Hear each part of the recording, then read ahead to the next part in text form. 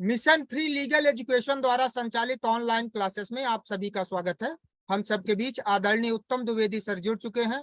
मैं इस मंच के माध्यम से सर का स्वागत करता हूं, आप सबका भी स्वागत करता हूं। आप सबको विदित है कि हम सब की एआईबी प्रिपरेशन की क्लासेस आज से प्रारंभ हो रही हैं और आदरणीय सर हम सबका मार्गदर्शन संवैधानिक विधि कॉन्स्टिट्यूशनल लॉ के विषय पे करेंगे। मैं आदरणीय सर से आग्रह करता हूँ कि क्लास का संचालन प्रारंभ करें। बहुत बहुत धन्यवाद। संविधान को सबसे पहले जान लेते हैं। वैसे आपकी जो परीक्षा है, जो मुझे बताया गया है कि आप लोगों को बुक लेके जाने की परमिशन है, पर फिर भी संविधान को जान लेना चाहिए। और बुक में भी आप तभी ढूंढ पाएंगे जब आप चीजों को पहले से पढ़े रहेंगे, नहीं तो आप बुक लिए भी रहेंगे पर आंसर नहीं ढूंढ पाएंगे। और प्लस कोई भी ऐसी बुक अकेली होगी नहीं जिसमें आपको सारे क्वेश्चन के आंसर मिल जाएंगे। तो दरअसल भारत का संविधान जो बना, पहले उसकी थोड़ी सी पृष्ठभूमि जान लेंगे, फिर संविधान का निर्माण कैसे हुआ वो जानेंगे, उसके बाद हम प्रस्तावना में आएंगे, प्रस्तावना के बाद फिर हम आर्टिकल्स में आएंगे, और ऐसा कर करके मेन चीजें जानते हुए आगे बढ़ेंगे। बहुत डीप में नहीं जाएंगे। जिन्हें डीप में पढ़ना है उनके लिए लेक्चर ऑलरेडी यूट्यूब में डले, तो वो वहां से देख लेंगे। भारत में पहले अंग्रेजों के आगमन से पहले राजतंत्र हुआ करता था, और राजतंत्र में राजा का कहना ही कानून था। और दुर्भाग्य की बात यह हुआ करती थी कि राजा उस कानून से बाहर था। राजा के ऊपर कोई कानून लागू नहीं होता था। राजा कोई गलती नहीं कर सकता क्योंकि वो ईश्वर का प्रतिनिधि है। इसलिए राजा की स्वेच्छा पर कानून लागू किए जाते थे, और वो कानून केवल जनता के लिए लागू किए जाते थे। और ऐसा केवल भारत में नहीं था, पहले विदेशों में भी यही हुआ करता था। तो एक शब्द आपने सुना होगा, मैग्ना कार्टा। ये दरअसल इंग्लैंड से पैदा हुआ ये शब्द। वहां भी एक राजा हुआ करता था, इंग्लैंड में भी, और वो जनता के ऊपर भारी अत्याचार करता था, उनसे तरह तरह के टैक्स वसूलता था, उन्हें परेशान करता था। तो जब जनता उससे परेशान हो गई तो जनता ने उसका विरोध किया, और विरोध करने के बाद एक संधि हुई, जो संधि हुई 15 जून 1215 में। वो राजा था किंग जॉन। उस संधि में पहली बार यह तय हुआ कि कानून केवल आम जनता के लिए नहीं होगा, कानून राजा के लिए भी होगा, और राजा को भी उस कानून का पालन करना होगा। ये जो भाव पैदा हुआ ये संधि के माध्यम से, उसने पहली बार यह बताया कि कानून की जद में आम जनता के साथ साथ शासक वर्ग भी आएगा, और शासक वर्ग मनमानी तरीके से अपने फैसले लागू नहीं कर पाएगा। और संविधान की एक्चुअल में शुरुआत यहीं से मानी जाती है। भारत में 1600 में ईस्ट इंडिया कंपनी आ गई। ईस्ट इंडिया कंपनी आई तो व्यापार करने थी, लेकिन व्यापार करते करते जब उसने देखा कि भारत में भारी राजनीतिक रिक्तता है, तो उस कंपनी ने धीरे धीरे राजनीतिक अधिकार हासिल करना शुरू कर दिया, बक्सर युद्ध के बाद 1764 के बाद। और धीरे धीरे वो राजनीतिक अधिकार हासिल करते करते वो सत्ता का मुख्य भाग बन गई, और जो भारतीय थे वो किनारे चले गए। मतलब सत्ता ईस्ट इंडिया कंपनी के माध्यम से ब्रिटिश क्राउन के पास पहुंच गई, राजा के पास पहुंच गई। अब जब भारतीयों का आंदोलन तीव्र हुआ तो अंग्रेज भारतीयों को सत्ता देने के लिए बाध्य हुए, हमें स्वतंत्र करने के लिए बाध्य हुए। और जब हम स्वतंत्र होने वाले थे तो अब प्रश्न यह था कि चूंकि भारत स्वतंत्र हो रहा है तो भारत को ही यह तय करना चाहिए कि उसे कैसा कानून बनाना है, और इसलिए भारतीय कैसा कानून बनाएं इसकी अवधारणा भारतीय ही तय करें। तो भारतीय अपना सर्वोच्च कानून बनाने के लिए एक संविधान सभा गठित कर दी गई, जिसे संविधान बनाने का अधिकार दे दिया गया। प्रश्न ये उठता है कि संविधान है क्या? तो आप इसे अगर दो भागों में तोड़िए तो संविधान, साथ में जो विधान एक साथ लिखे हैं, विधान मतलब कानून, वही संविधान। और संविधान हर देश का दूसरे देश से अलग होता है। क्यों अलग होता है? क्योंकि हर देश में रीति रिवाज और परंपराएं अलग अलग होती हैं। तो जैसे रीति रिवाज और परंपराएं जिस देश में होती हैं, उस देश के लोग वैसा ही अपनी आदतें विकसित कर लेते हैं और उन रीति रिवाज और परंपराओं को मानने का उनके अंदर भाव पैदा हो जाता है। तो वो रीति रिवाज और परंपराएं जो उस जनता को अच्छी लगती हैं और उसके हित की होती हैं, उन्हें ही बाद में कानून का रूप दे दिया जाता है। और जब ऐसे कई कानून एक साथ एक बुक में लिख दिए जाते हैं तो वही बन जाता है संविधान। और संविधान की वो बुक किसी भी राष्ट्र के लिए अन्य सारे ग्रंथों से महत्वपूर्ण होती है। क्यों? क्योंकि उस राष्ट्र में रहने वाला ना केवल आम नागरिक, बल्कि सत्ता, शासक वर्ग, देश की सारी संस्थाएं उसी संविधान के तहत संचालित होती हैं। वो कोई भी व्यक्ति जो उस राष्ट्र में रह रहा है, चाहे वो शासक वर्ग से हो, चाहे वो नागरिक वर्ग से हो, चाहे वो किसी संस्था का मेंबर हो या कलेक्टिव संस्था कोई निर्णय ले, वो कोई भी ऐसा निर्णय नहीं कर सकते जो उस राष्ट्र के संविधान के प्रतिकूल हो। आप जितने भी लॉ पढ़ते हैं, आईपीसी, सीआरपीसी, सीपीसी, जितने कानून पढ़ते हैं, उन कानूनों में कोई भी ऐसा बिंदु नहीं हो सकता जो हमारे राष्ट्र के संविधान से मेल ना खाता हो। और अगर होगा तो उसे उस कानून से हटाना पड़ेगा, बदलना पड़ेगा। तो संविधान ही उस राष्ट्र को संचालित करता है और संविधान ही हर व्यक्ति को अधिकार देता है, हर संस्था को अधिकार देता है, हर नागरिक को अधिकार देता है और संविधान ही उन पर दायित्व भी थोपता है। और जिस राष्ट्र में आम नागरिक, शासक वर्ग और संस्थाओं में संविधान के उन निर्देशों का पालन करने की जितनी अधिक प्रवृत्ति होगी, उस राष्ट्र का संचालन उतना ही तीव्र गति से होगा और वो राष्ट्र उतनी ही तीव्र गति से प्रगति करेगा। अब प्रश्न यह है कि जब ये इतना महत्वपूर्ण ग्रंथ है तो ये बना कैसे? तो जो मेन पॉइंट है, आप चाहें तो नोट कर सकते हैं। तो एक दल आया था भारत में, कैबिनेट मिशन। उसने सुझाव दिया कि भारत में संविधान निर्माण के लिए एक संविधान सभा का गठन किया जाना चाहिए। तो अगर आपसे पूछे कि संविधान सभा का गठन किसके सुझाव पर हुआ, तो वो कैबिनेट मिशन के सुझाव पर हुआ। पहला प्रश्न। जब संविधान सभा का गठन हुआ तो प्रश्न ये आया कि भाई कितने संविधान सभा में मेंबर होने चाहिए? तो संविधान सभा में टोटल 389 मेंबर्स तय किए गए, 389। और उस समय चूंकि ये संविधान सभा नवंबर 1946 में गठित हो गई थी, नवंबर 1946 में गठित हो गई थी, इसलिए उस संविधान सभा में भारत और पाकिस्तान के दोनों के मेंबर शामिल थे, तब क्योंकि तब वो एक ही राष्ट्र था।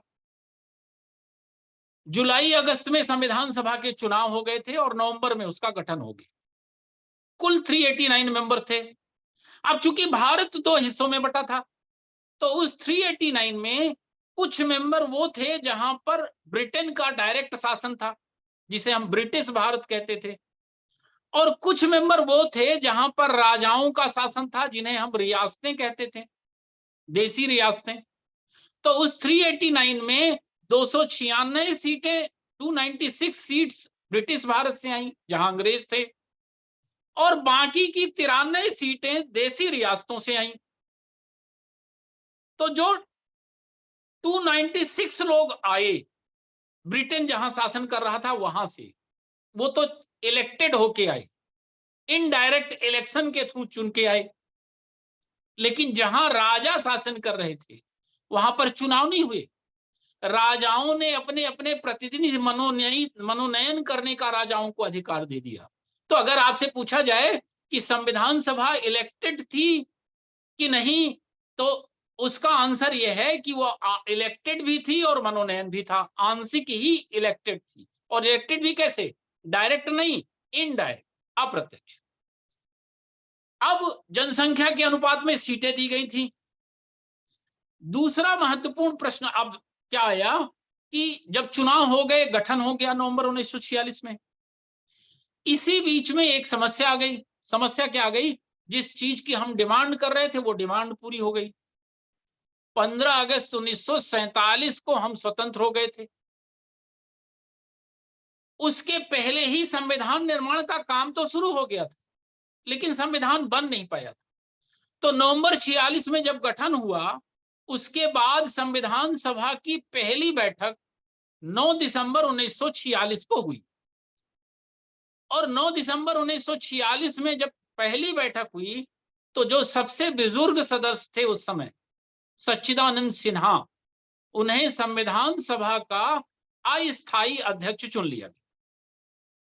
और अध्यक्ष भर नहीं चुन लिया गया, उपाध्यक्ष भी चुन लिया गया।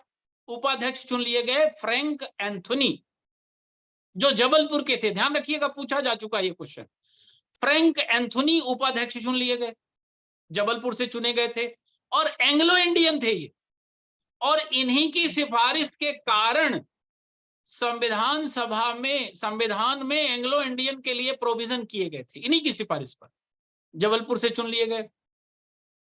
फिर उसके बाद 11 दिसंबर को जब अगली बैठक हुई संविधान सभा की, तो संविधान सभा का स्थायी अध्यक्ष डॉक्टर राजेंद्र प्रसाद को चुन लिया गया 11 दिसंबर 1946 को।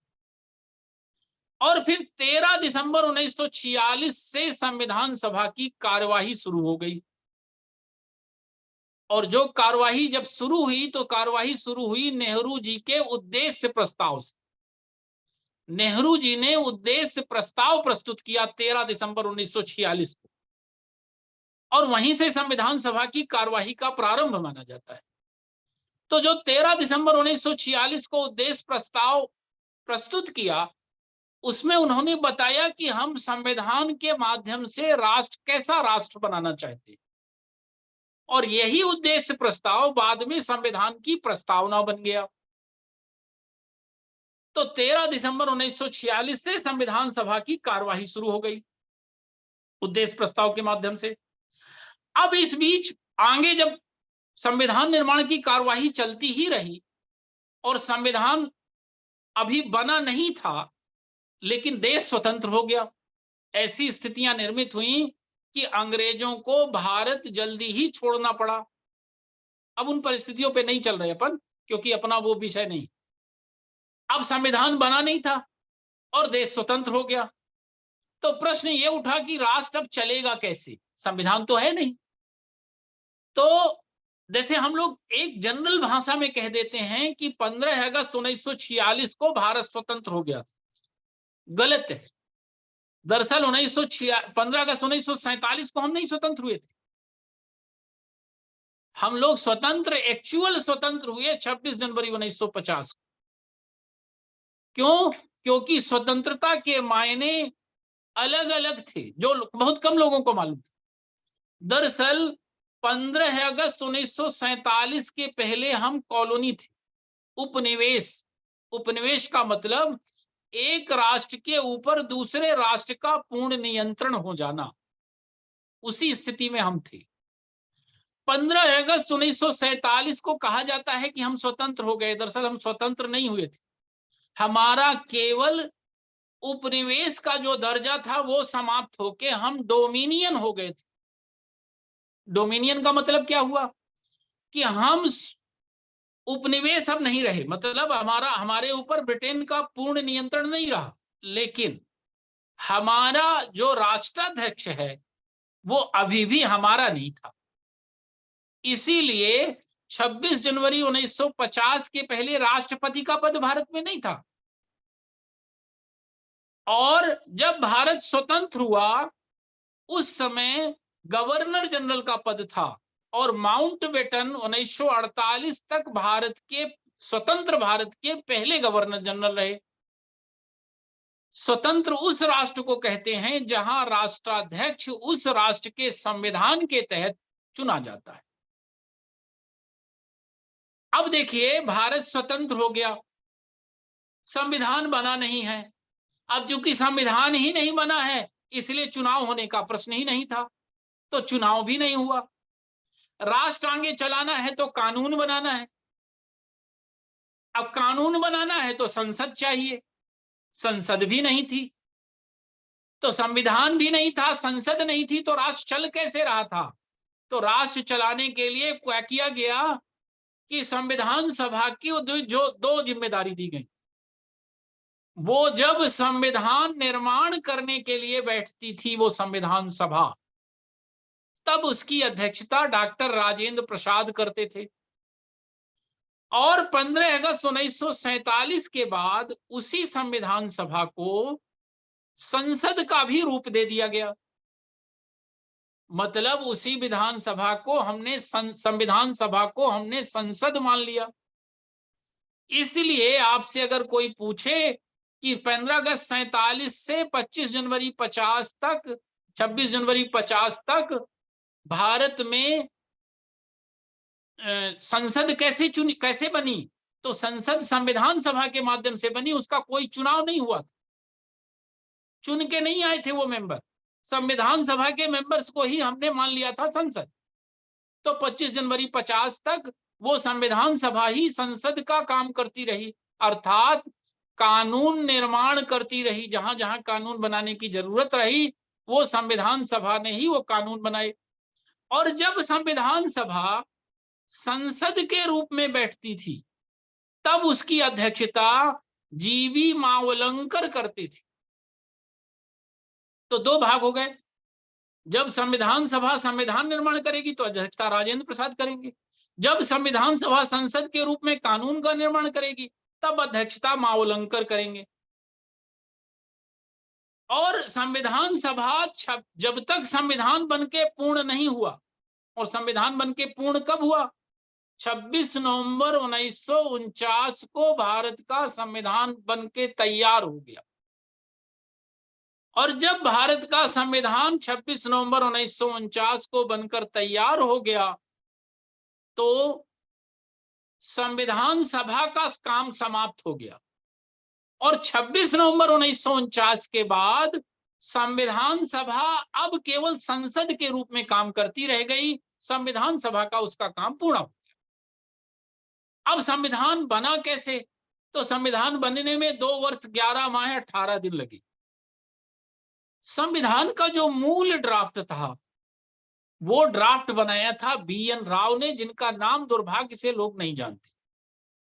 BN राव वो व्यक्ति थे जिन्होंने भारत का भर नहीं, बर्मा का भी संविधान बनाया, 1935 का अधिनियम बनाया, अंतरराष्ट्रीय सुरक्षा परिषद के अध्यक्ष रहे, इंटरनेशनल कोर्ट में न्यायाधीश रहे, और इसके साथ ICS भी चुने गए थे।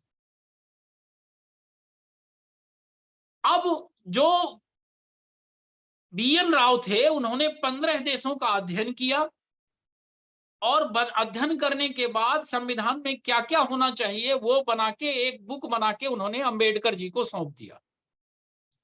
अब जो उन्होंने BN राव ने बुक बनाई उसमें से कौन से प्रावधान रखे जाने चाहिए, भारत के लिए ठीक है, कौन से नहीं है, इसके लिए एक ड्राफ्टिंग कमेटी बना दी गई जिसमें 7 सदस्य थे। और उसके जो अध्यक्ष थे वो अध्यक्ष थे डॉक्टर BR अम्बेडकर। उस प्रारूप समिति ने उस संविधान को देखा और उसके बाद पहली बार प्रस्तुत किया संविधान उसको कहां? संविधान सभा के सम्मुख। और फिर उस पर डिस्कशन हुआ, पहली बार वाचन हुआ उसका, फिर दूसरी बार वाचन हुआ, और फिर नवंबर 1949 में तीसरी बार प्रस्तुत किया गया। और जब तीसरी बार प्रस्तुत किया गया तो 26 नवंबर 1949 को संविधान सभा की सहमति से 299 सदस्य थे उसमें, और उसमें से 284 सदस्यों ने हस्ताक्षर किया और 284 सदस्यों के हस्ताक्षर से 26 नवंबर 1949 को वो संविधान बनकर पूर्ण हो गया।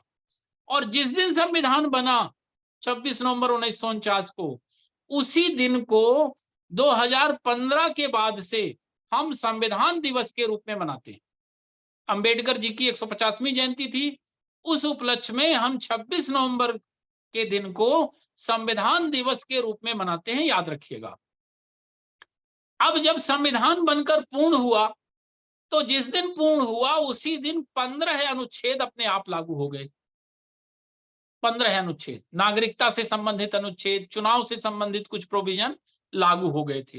हालांकि मूल संविधान 26 जनवरी 1950 को लागू किया गया, इसीलिए उसे प्रवर्तन की तिथि मानी जाती है। संविधान के लागू होने की तिथि 26 जनवरी 1950 को ही माना जाता है। तो संविधान बनकर इस तरह से पूर्ण हो गया। जो संविधान सभा गठित हुई थी उसमें 15 महिलाएं थी और शेड्यूल्ड एरिया से, अनुसूचित वर्गों से 33 उम्मीदवार थे। अब संविधान बनकर तैयार हो गया।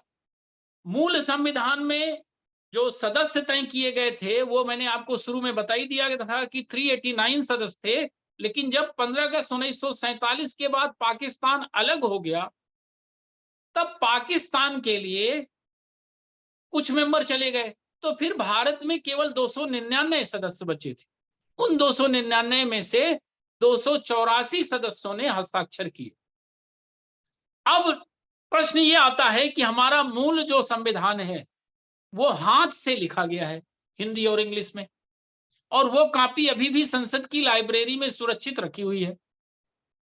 तो जो हाथ से संविधान लिखा गया उसको लिखा किसने?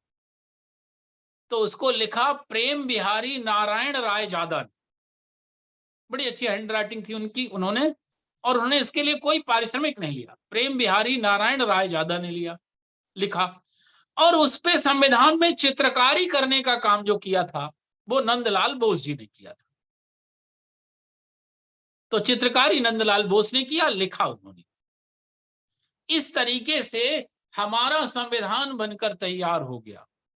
जो हमारा संविधान जब बनकर तैयार हो गया और 26 जनवरी 1950 को जब वो संविधान लागू हुआ, तो उसी दिन भारत के राष्ट्रपति का पद दे दिया गया डॉक्टर राजेंद्र प्रसाद को।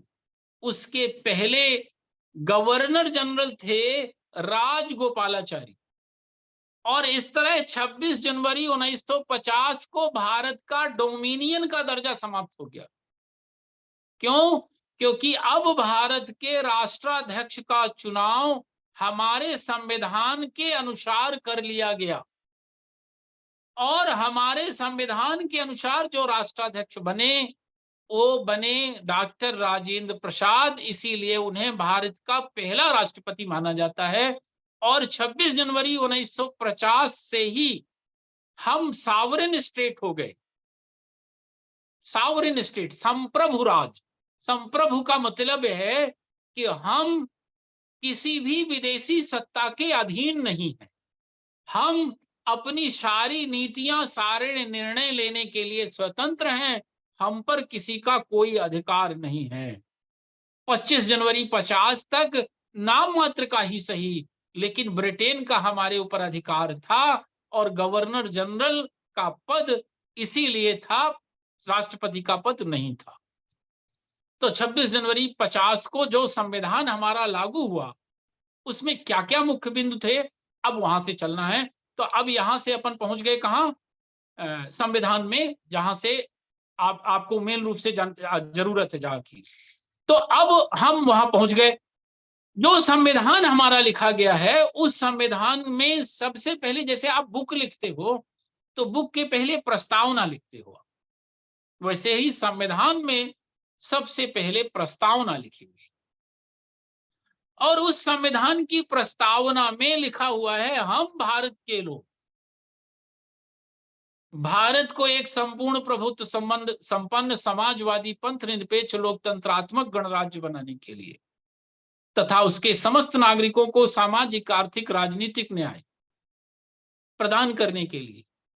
और फिर ये पूरी प्रस्तावना है, फिर अंत में लिखा है कि एतद द्वारा इस संविधान को आज दिनांक 26 नवंबर 1949 को एतद द्वारा अंगीकृत, अधिनियमित और आत्मार्पित करते हैं।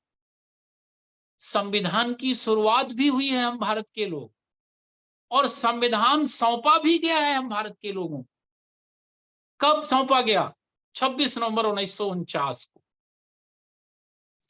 अब प्रस्तावना में वो सारे बिंदु लिखे हैं जो हमारे संविधान द्वारा हम पाना चाहते हैं। हम क्या पाना चाहते हैं?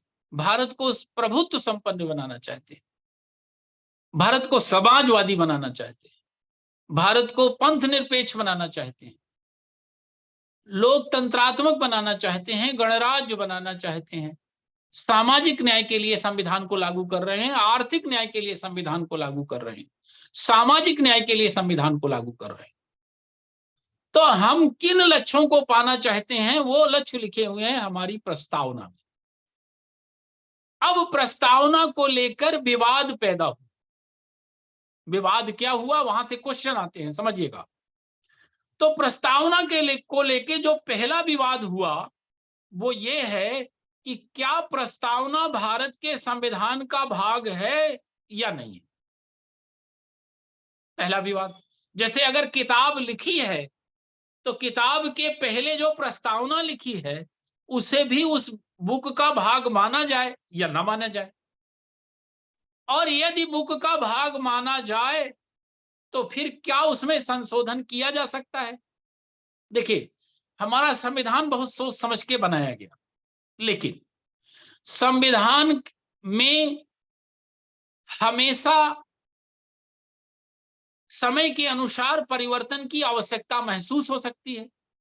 इसलिए समयानुकूल बनाए रखने के लिए संविधान में के भाग 20 में एक ही आर्टिकल है, आर्टिकल 368।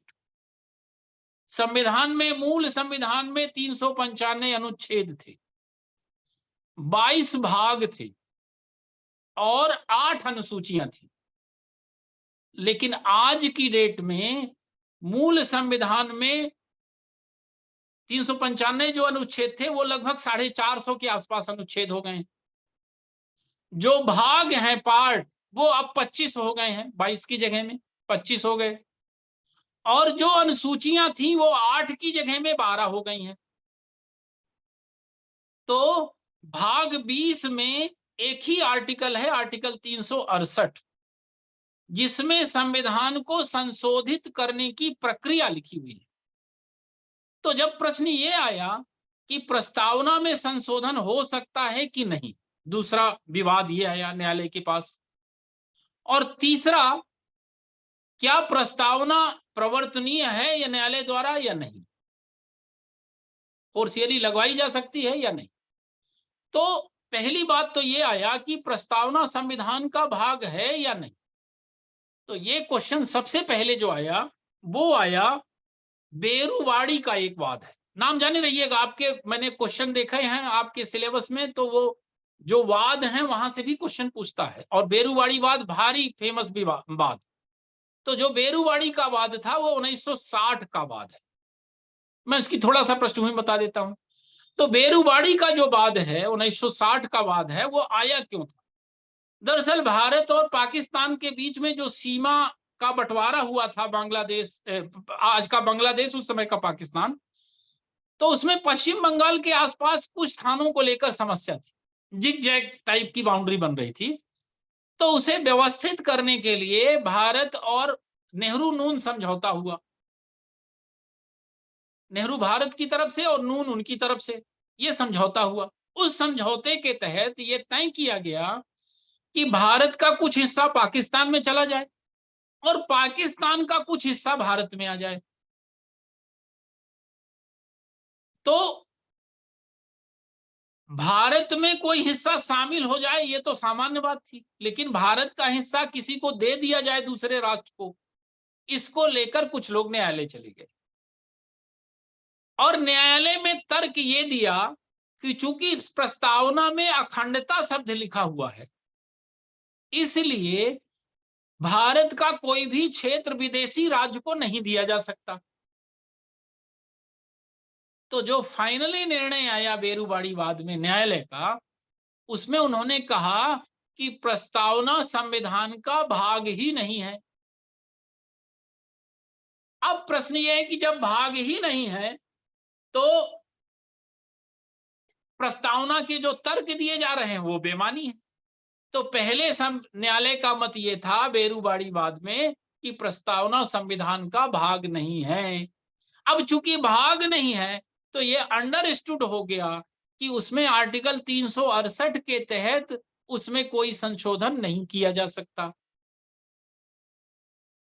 इसके बाद यही मान्यता की प्रस्तावना संविधान का भाग नहीं है, ये कब तक चलती रही? केशवानंद भारती केस तक, 1973 तक, 1960 से लेकर 1973 तक चलती रही। इसका मतलब संविधान लागू होने से लेकर 73 तक ये मान्यता बनी रही कि प्रस्तावना संविधान का भाग ही नहीं है। केशवानंद भारती केस में भी यही तर्क आया। तो केस का डिटेल अब मैं नहीं बताऊंगा, आपको डिटेल जाना होगा तो पढ़े हुए हैं लेक्चर, वहां से देख लीजिएगा। केशवानंद भारती केस में भी प्रस्तावना को लेकर तर्क दिए गए और उसके आधार पर केशवानंद भारती केस में 7-6 के बहुमत से निर्णय आया था। केशवानंद भारती केस अकेला केस है जिसमें उस समय कुल 13 न्यायाधीश थे सुप्रीम कोर्ट में, और वो सारे न्यायाधीश इस निर्णय को देने के लिए बैठ गए थे कोर्ट में, क्योंकि उसके पहले 1967 में गोलकनाथ केस का फैसला आया था और गोलकनाथ केस में 11 जजों की बेंच थी। तो अब चूंकि उस निर्णय की फिर से समीक्षा होनी थी तो इसलिए उससे बड़ी बेंच बैठाई गई और उससे बड़ी बेंच 13 न्यायाधीश थे, 13 के 13 बैठ गए और फिर फाइनल जो निर्णय आया वो 7-6 के बहुमत से आया। बड़ा माइन्यूट अंतर था। और केशवानंद भारती केस में निर्णय ये आया कि प्रस्तावना संविधान का भाग है। दूसरा ये भी कहा कि संसद को आर्टिकल 368 के तहत संविधान के किसी भी भाग में संशोधन का अधिकार है। अब चूंकि किसी भी भाग में संशोधन का अधिकार है और प्रस्तावना भी संविधान का भाग है, इसलिए संसद प्रस्तावना में भी संशोधन कर सकती है। और जब ये निर्णय आ गया तो 42वां संविधान संशोधन हो गया और उस 42वें संविधान संशोधन में के तहत प्रस्तावना में 3 शब्द जोड़ दिए गए। एक समाजवाद, सोशलिज्म, दूसरा पंथ निरपेक्षता, सेकुलरिज्म, और तीसरा अखंडता शब्द जोड़ दिया गया। ये 3 शब्द उसमें जोड़ दिए गए। अब जब ये तीनों शब्द प्रस्तावना में जुड़ गए तो फिर इन्हें चैलेंज किया गया न्यायालय में, मिनर्वा मिल केस में। और लेकिन न्यायालय ने यह माना कि वो तीनों शब्द जो जुड़े हैं वो ठीक है। 44वें संशोधन में भी इसीलिए उनको नहीं बदला गया था। इससे संविधान का बेस। केशवानंद भारती केस में दरअसल एक चीज और कही थी उन्होंने कि संसद संविधान के किसी भाग में संशोधन तो कर सकती है लेकिन संविधान के बेसिक स्ट्रक्चर को नहीं बदल सकती। माने संविधान की मूलभूत विशेषताओं को नहीं बदला जा सकता। अब जब नहीं बदला जा सकता मूलभूत विशेषताओं को तो प्रश्न ये उठा कि मूलभूत विशेषताएं हैं क्या? तो बोले वो न्यायालय समय समय पर बताएगा कि मूलभूत विशेषताएं क्या हैं, लेकिन संसद संशोधन तो कर पाएगी लेकिन उसके बेसिक कैरेक्टर को नहीं चेंज कर पाएगी। तो जो प्रस्तावना में 3 शब्द जोड़े गए थे, न्यायालय ने यह मान लिया कि उससे बेसिक कैरेक्टर प्रभावित नहीं हो रहा है, इसलिए वो तीनों शब्द आज भी जुड़े हुए हैं। तो यहां से क्वेश्चन पूछा जा सकता है आपसे कि 42वें संशोधन द्वारा प्रस्तावना में क्या, या किस संशोधन द्वारा प्रस्तावना में संशोधन किया गया? तो 42वें संशोधन द्वारा किया गया। उसके बाद एक एसआर बम्बई का केस आया था 1995 में। दरअसल राम मंदिर विवाद के बाद कई राज्यों की सरकारें गिरा दी गई थी और जब सरकारें गिरा दी गई थी तो फिर न्यायालय में केस हुआ। आर्टिकल 356 के तहत सरकारें गिरा दी गई थी, राष्ट्रपति शासन लगा दिया गया था। ये सारे तथ्य हैं जो आपसे पूछे जा सकते हैं। राष्ट्रपति शासन का जिक्र किस अनुच्छेद में है? आर्टिकल 356 में है। उसका उपयोग कौन करता है? राष्ट्रपति करता है। किसकी रिपोर्ट पर करता है? तो राज्यपाल की रिपोर्ट पे करता है। उसके तहत होता क्या है? उस राज्य की सरकार को वहां से बर्खास्त कर दिया जाता है और शासन राष्ट्रपति के प्रतिनिधि के रूप में राज्यपाल उस राज्य का प्रशासन संभालता है। तो मध्य प्रदेश, उत्तर प्रदेश जैसे राज्यों की सरकारें भी गिरा दी गई थी क्योंकि वहां की सरकारों के ऊपर यह आरोप था कि उन्होंने राम मंदिर गिराने में सहयोग प्रदान किया।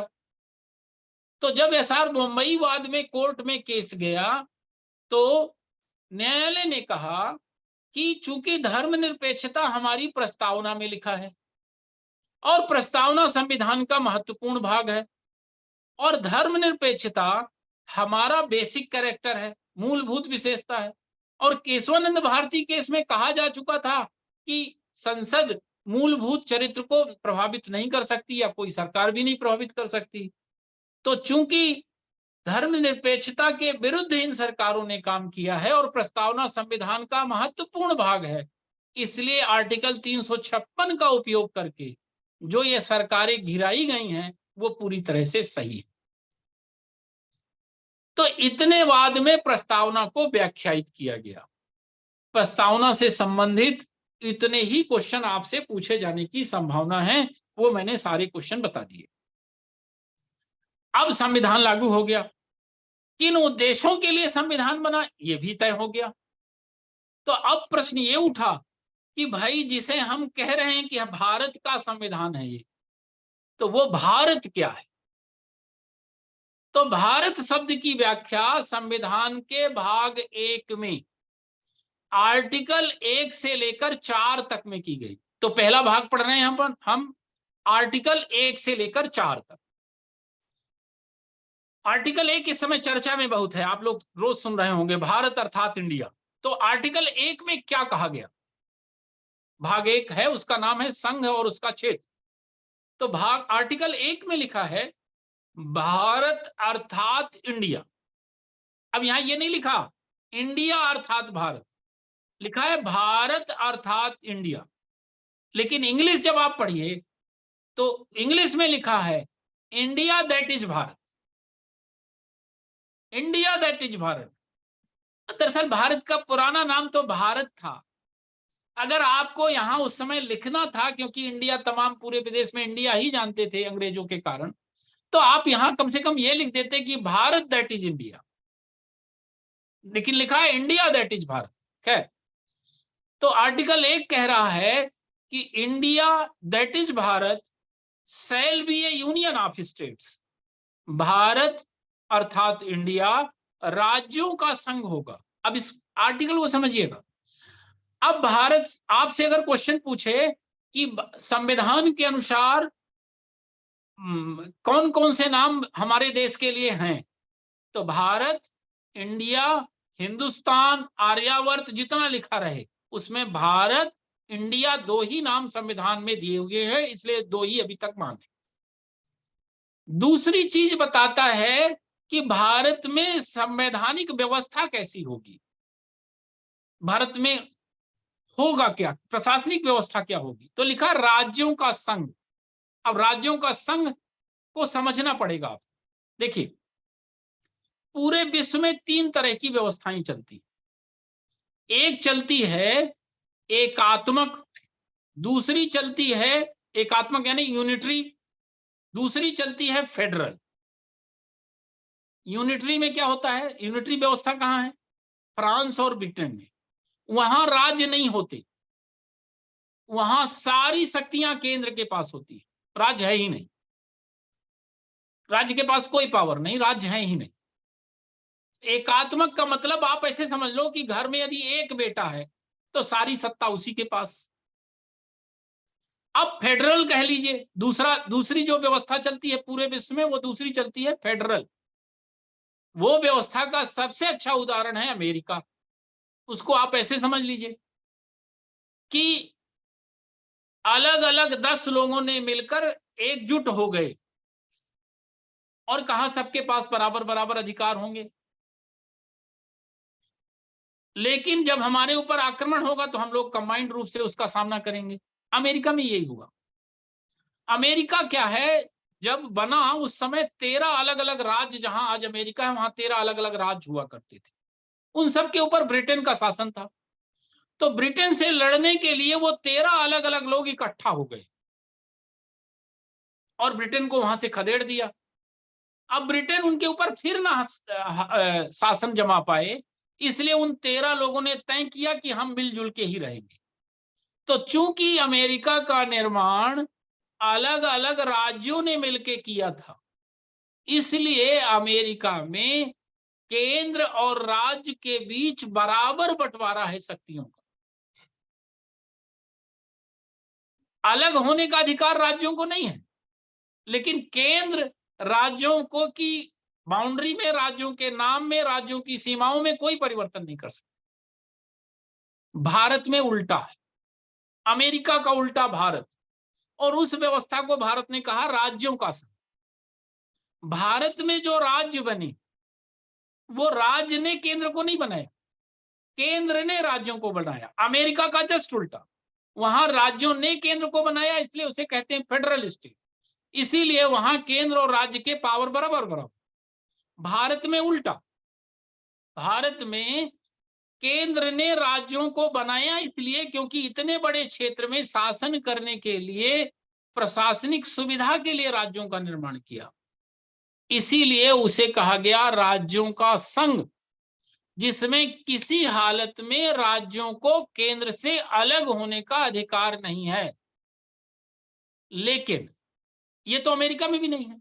लेकिन केंद्र जब चाहे तब राज्यों की सीमा में, राज्यों के नाम में, राज्यों के क्षेत्र में कमी कर सकता है। ये अमेरिका में नहीं कर सकता।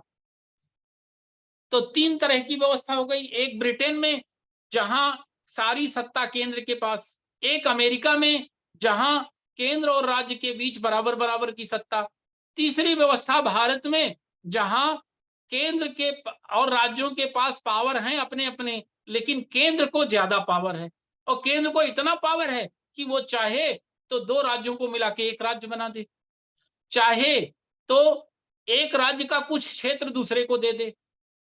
ये सारी सत्ताएं हैं। मतलब भारत में केंद्र और राज्यों की सत्ता होने के बाद भी केंद्र को ज्यादा अधिकार मिले हुए हैं। ऐसा क्यों किया गया?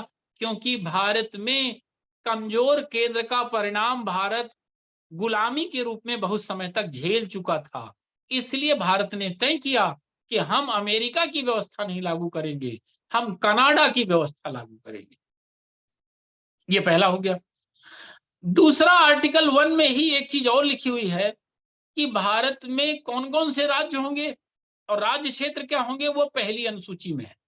तो जो 8 अनुसूची मूल संविधान में है और अब 12 है, उसकी पहली अनुसूची में क्या लिखा हुआ है, राज्य कौन कौन से होंगे उनका डिस्क्रिप्शन। ये भी एक क्वेश्चन है। अब अगर आपसे पूछे कि भारत के राज्य क्षेत्र में क्या क्या शामिल है, टेरिटरी ऑफ इंडिया में क्या क्या शामिल है, तो समझिएगा टेरिटरी ऑफ इंडिया में 3 चीजें शामिल है। पहला, सारे राज्य। दूसरा, सभी राज्यों के राज्य क्षेत्र, संघ शासित क्षेत्र। तो अब इस समय भारत के राज्य क्षेत्र में क्या शामिल है, 28 राज्य, 8 केंद्र शासित प्रदेश, और तीसरा वो क्षेत्र जो समय समय पर अर्जित किए जाएंगे। मतलब अगर विदेश का कोई क्षेत्र भारत में मिला लिया जाएगा तो वो भी टेरिटरी ऑफ इंडिया का पार्ट ही होगा। तो ये 3 चीजें भारत के राज्य क्षेत्र में शामिल, जो हम बाहर विदेश से हासिल करेंगे, अभी जितने राज्य हैं और अभी जितने केंद्र शासित प्रदेश हैं। आर्टिकल 1 में इतना ही। अब आर्टिकल 2 में आ जाइए और 3 में, इन दोनों का अंतर भी समझना है आपको। आर्टिकल 2 कहता है कि भारत में नए राज्य बनाए जा सकते हैं, लेकिन नए राज्य बनाएगा कौन? नए राज्यों का प्रवेश कराया जा सकता है या स्थापित किए जा सकते हैं, लेकिन कौन करेगा? संसद। तो अगर कोई क्षेत्र राज्य नहीं है और उसे राज्य बनाना है तो ये काम संसद करेगी, कोई राज्य नहीं करेगा, राज्य की विधानसभा नहीं करेगी। आर्टिकल 3 कहता है कि संसद को यह अधिकार है कि 2 या अधिक राज्यों को वो मिला दे, राज्यों का क्षेत्र परिवर्तित कर दे, उनकी सीमाएं परिवर्तित कर दे, उनका नाम बदल दे, ये सारे अधिकार भी संसद को हैं। लेकिन जब संसद ऐसा करेगी, मतलब किसी राज्य का नाम या क्षेत्र परिवर्तित करना चाहेगी, या उससे कोई राज्य कोई पार्ट अलग करना चाहेगी, जैसे मध्य प्रदेश से छत्तीसगढ़ अलग हो गया, आंध्र प्रदेश से तेलंगाना अलग हो गया, तो उसकी प्रक्रिया है। प्रक्रिया क्या है? पहली बात तो संसद ऐसा कोई भी विधेयक राष्ट्रपति की पूर्व अनुमति से ही प्रस्तुत करेगी। ध्यान देना, बहुत पूछा जाता है ये क्वेश्चन। जब नए राज्य बनाने होंगे या किसी राज्य के सीमा में परिवर्तन करना होगा, तो वो जो विधेयक प्रस्तुत होगा वो राज्यों के पुनर्गठन वाला, वो राष्ट्रपति की पूर्व अनुमति से प्रस्तुत होगा, पहली शर्त। दूसरी शर्त कि वो जिस राज्य से उसका क्षेत्र अलग किया जा रहा है, पहले उस राज्य की विधानसभा में उसका अभिमत जानने के लिए प्रस्तुत किया जाएगा। जैसे जब मध्य प्रदेश से छत्तीसगढ़ बना था तो मध्य प्रदेश में वो भेजा गया था। आंध्र प्रदेश से जब तेलंगाना बनाया गया तो आंध्र प्रदेश भेजा गया। अब अभिमत जानने के लिए भेजा तो जाएगा, लेकिन वो अभिमत मानने के लिए राष्ट्रपति बाध्य नहीं। जैसे आंध्र प्रदेश से जब तेलंगाना बना तो आंध्र प्रदेश भेजा गया वो विधेयक, लेकिन आंध्र प्रदेश ने उसका विरोध किया, तब भी तेलंगाना बना दिया गया। तो अब प्रश्न यह है कि वो भेजा क्यों जाता है? तो भेजा इसलिए जाता है कि अगर वो विरोध राजनीतिक कारणों से ना करके एक्चुअल कारणों से करेंगे तो उस पर विचार किया जाए। पर ऐसा नहीं है कि उनकी जो मंशा है वो राष्ट्रपति के ऊपर बाध्यकारी है, तो बाध्यकारी नहीं है, लेकिन भेजा जाए। अब प्रश्न यह है कि 2 और 3 में बेसिक अंतर क्या है? तो 3 क्या है, जो राज्य बने हैं उन्हीं को रीअरेंज करने के लिए, और 2 जो राज्य अभी नहीं है उसे भारतीय राज्य बनाने के लिए। जैसे सिक्किम बनाया गया, तो सिक्किम जो बनाया गया वो पहले भारत का अंग ही नहीं था, उसे नया राज्य बनाया गया, तो वो आर्टिकल 2 के तहत। लेकिन आंध्र प्रदेश से जो तेलंगाना बनाया गया वो आर्टिकल 3 के तहत। अब प्रश्न ये है कि ये बनाने के लिए जो विधेयक आएगा उसके लिए प्रक्रिया कौन सी होगी? आर्टिकल 368 वाली होगी क्या? तो नहीं होगी।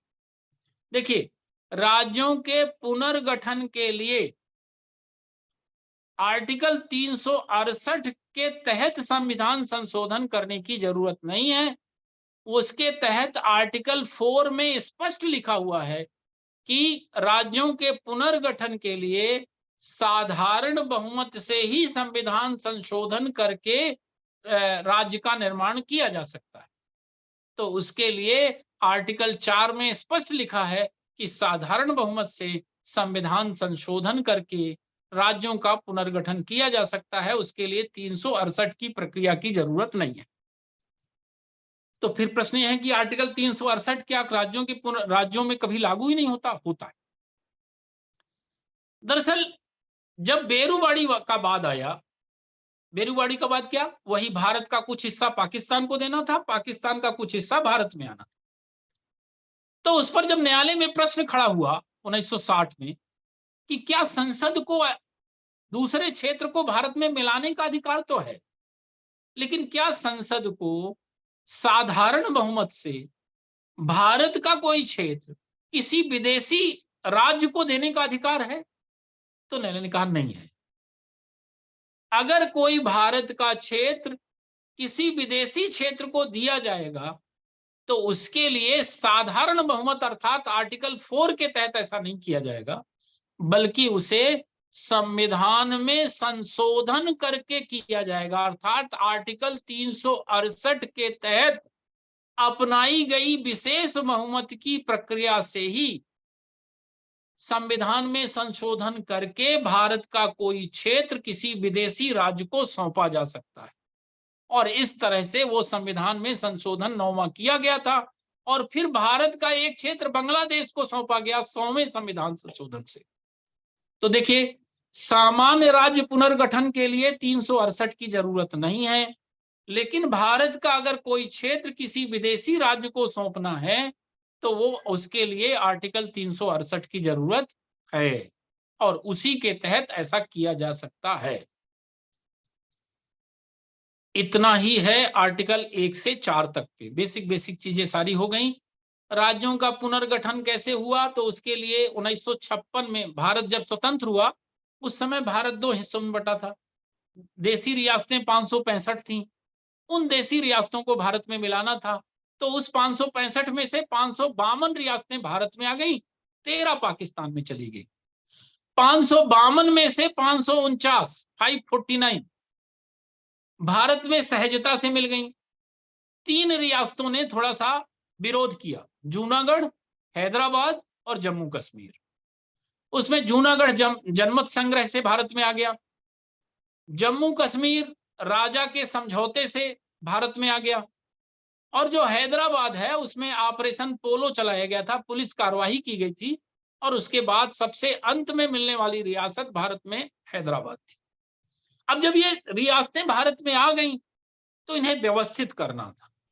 व्यवस्थित करने के लिए एक आयोग गठन किया गया, स्टेट रीऑर्गेनाइजेशन कमीशन, राज्य पुनर्गठन आयोग। उसके अध्यक्ष फजल अली थे। उन्होंने एक रिकमेंडेशन दी और कहा कि भारत में कुल 16 राज्य बनाए जाने चाहिए, लेकिन उनकी सिफारिश नहीं मानी गई। मानी गई लेकिन आंशिक। 16 राज्य की जगह में 14 राज्य और 6 केंद्र शासित प्रदेश 1956 में बना दिए गए, और उसके बाद समय समय पर अलग अलग राज्य बनते रह गए। वर्तमान में 28 राज्य और 8 केंद्र शासित प्रदेश भारत में हैं। अब आप जान गए कि भारत क्या है। भारत क्या है वो मैंने आपको बता दिया। भारत अर्थात इंडिया राज्यों का संघ होगा, और भारत में शामिल क्या होगा, जो वर्तमान में एरिया है और जो एरिया भविष्य में भारत में शामिल होगा वो सब भारत का अंग माना जाएगा। अब जब देश को जान गए तो देश में रहेगा कौन, नागरिक कौन होंगे भारत के, तो उसका जिक्र है भाग 2 में आर्टिकल 5 से लेकर 11। पार्ट 1 में केवल 4 आर्टिकल थे, वो मैंने बता दिया आपको। पार्ट 2 में है नागरिकता, सिटीजनशिप, और उसका जिक्र है आर्टिकल 5 से लेकर आर्टिकल 11। तो उसमें क्या है वो जान लीजिए आप 5 से 11 में। दरअसल जब भारत स्वतंत्र हुआ तो ये तय करना था कि भारत का नागरिक किसे मान लिया जाए। नागरिकता है क्या, एक तरह का स्टेटस है जो किसी व्यक्ति को कोई देश देता है, और जिस व्यक्ति के पास वो स्टेटस होता है उस व्यक्ति को उस राज्य में, उस देश में कुछ विशेष अधिकार मिलते हैं जो उसे नहीं मिलता जो उस राज्य का नागरिक नहीं है। क्या मिलता है उसे नागरिकता, उस राष्ट्र के नागरिक को कुछ मूल अधिकार ऐसे हैं जो केवल नागरिकों को मिलते हैं। जैसे भारत के संदर्भ में आर्टिकल 15, 16, 19, 29 और 30, 15, 16, 19, 29 और 30 ये फंडामेंटल राइट्स केवल सिटीजन को मिलते हैं, बाकी को नहीं मिलते। 5 फंडामेंटल राइट ऐसे हैं जो भारत के नागरिकों को ही मिलेंगे, दूसरे को नहीं मिलेंगे। इसके अलावा वोटिंग राइट केवल नागरिक को मिलेगा। इसके अलावा लोकसभा विधानसभा चुनाव लड़ने का अधिकार केवल सिटीजन को मिलेगा। इसके अलावा राष्ट्रपति, राज्यपाल, सुप्रीम कोर्ट का चीफ जस्टिस जैसे उच्च पद केवल भारत के नागरिक को मिलेंगे, दूसरे को नहीं मिलेंगे। तो जब भारत स्वतंत्र हुआ तो आर्टिकल 5 से 11 में तय करना था कि भारत के नागरिक कौन है। तो आर्टिकल 5 में यह बताया गया कि जो व्यक्ति भारत में रह रहा है उसे कैसे भारत का नागरिक मान लिया जाए। आर्टिकल 6 में कहा गया कि जो पाकिस्तान चले गए हैं उनमें से कौन भारत का नागरिक होगा। पाकिस्तान से यदि भारत आ रहे हैं तो कैसे वो भारत के नागरिक होंगे। छठवां कौन है, आर्टिकल 7 में क्या है, भारत का जो व्यक्ति पहले भारत में था, फिर पाकिस्तान गया, फिर भारत आया, कंफ्यूज आदमी, वो कंफ्यूज आदमी को कैसे भारत में नागरिकता दी जाएगी? उसके लिए आर्टिकल 7 में है। आर्टिकल 8 में बताया गया है कि भारत के जो लोग अन्य पाकिस्तान के अलावा कहीं रह रहे हैं, कनाडा में या अन्य कहीं जगह, वो अगर भारत आना चाहते हैं तो उन्हें कैसे नागरिकता दी जाएगी, वो आर्टिकल 8 में है। आर्टिकल 5 में जो भारत की नागरिकता पाए या भारत में ही रह रहे थे। आर्टिकल 6 में जो पाकिस्तान वाले हिस्से में थे और फिर भारत आ गए। आर्टिकल 7 में भारत से गया, उसके साथ ही चले गए तो वो भी पाकिस्तान चला गया। अब कुछ दिन बाद उसका पाकिस्तान में मन नहीं लगा तो वो फिर भारत आ गया, उसे नागरिकता। आर्टिकल 8 में जो पाकिस्तान के अलावा कहीं रह रहा था, वहां से भारत आया, उसे नागरिकता। आर्टिकल 9 बड़ा महत्वपूर्ण है। इसमें कहा गया है कि भारत में सिंगल सिटीजनशिप होगी, अर्थात भारत का नागरिक अगर किसी अन्य देश का नागरिक बन जाएगा तो फिर भारत का नागरिक नहीं रहेगा। भारत में ऐसा नहीं किया गया कि एक ही व्यक्ति एक देश से अधिक देशों का नागरिक बन जाए, तो सिंगल सिटीजनशिप का प्रावधान है आर्टिकल 9 में। आर्टिकल 10 में है कि अगर कोई नागरिक है भारत का तो उसकी नागरिकता, अगर कोई बहुत बड़ा कोई कांड उसने नहीं किया भारत विरोधी, तो उसकी नागरिकता सामान्यतः नहीं छीनी जाएगी। अर्थात भारत के नागरिकों को गारंटी दी गई है कि अगर हम आपको नागरिक बना लिए हैं तो सहज भाव से आपकी नागरिकता हम नहीं छीनेंगे, जब तक कि आप स्वयं ना त्याग दो या आप राष्ट्र की अस्मिता को मिटाने के लिए कोई काम ना करो। तो आर्टिकल 10 ये। 11 बड़ा महत्वपूर्ण है, पूछा जाता है क्वेश्चन कि भारत में अच्छा, अभी तक तो ये हुआ कि जो उस समय की स्थितियां थी उसमें तो ये तय हो गया। अब कहा गया कि अगर भविष्य में नागरिकता से संबंधित कोई विवाद खड़ा होगा तो उस पर कानून बनाने का अधिकार संसद को है। किसको है कानून बनाने का अधिकार? संसद। जैसे राज्यों का पुनर्गठन केवल संसद कर सकती है, वैसे ही नागरिकता के संबंध में प्रावधान बनाने का अधिकार, कानून बनाने का अधिकार केवल संसद को है। और संसद ने अपनी शक्ति का उपयोग करते हुए 1955 में पहली बार सिटीजनशिप एक्ट बनाया था, नागरिकता अधिनियम 1955 में। उसी नागरिकता अधिनियम में अभी 2019 में संशोधन किया गया, जिसको लेके डिस्प्यूट पनपा, पर अब उसके डिटेल में अपन नहीं जाएंगे क्योंकि आप में उसमें वो नहीं पूछेगा। और अगर आपको डिटेल पढ़ना ही है तो नागरिकता मैंने 2 या 3 लेक्चर में पढ़ाई है, तो आप यूट्यूब चैनल में देख सकते हैं। तो इस तरीके से आर्टिकल 11 तक में नागरिकता कैसे मिलेगी और भविष्य में अगर देना है तो कानून संसद बनाएगा, इसके बारे में आपको बताया गया। अब भाग 3 पढ़ना है अपने को कल से, मूल अधिकार के बारे में। तो वो वहां मूल अधिकार क्या हैं, कैसे हैं, किसको मिलेंगे, उनको लेके डिस्प्यूट क्या है, और फिर डायरेक्टिव प्रिंसिपल क्या है, फंडामेंटल ड्यूटी क्या है, वो कल पढ़ेंगे अपन। आज का लेक्चर यहीं तक, धन्यवाद। धन्यवाद सर। प्रियम्बल, यूनियन और टेरिटरीज, सिटीजनशिप के विषय में आपने अद्भुत व्याख्यान किया, कम समय में सारी चीजें सबको एक्सप्लेन कर दी, उसके लिए हृदय से आभार। ऐसा लग रहा था कि आप बोलते रहें और हम लोग सुनते रहें। आप सब लोग इस कार्यक्रम से जुड़े, आप सबका भी आभार। आज समय की अनुपलब्धता है, कुछ कमी है।